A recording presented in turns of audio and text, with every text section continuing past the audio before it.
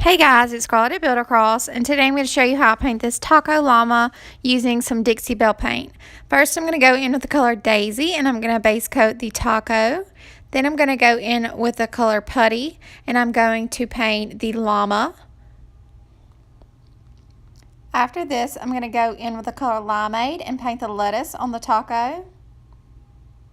And then I'm going to go in with the color Peony and paint the blanket on his back and also his sombrero.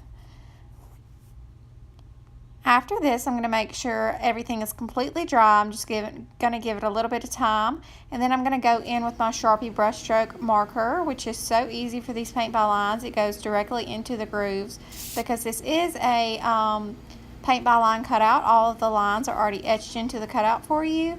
And this marker fits perfectly into those grooves. And it makes a really clean line. So I'm just following all the little lines around the llama. Even his eyes and his nose and his ear. And then after that, I'm going to go in with a little bit of the color Cotton, and I'm going to highlight him just around the sombrero and his blanket, just to kind of brighten the product up a little bit.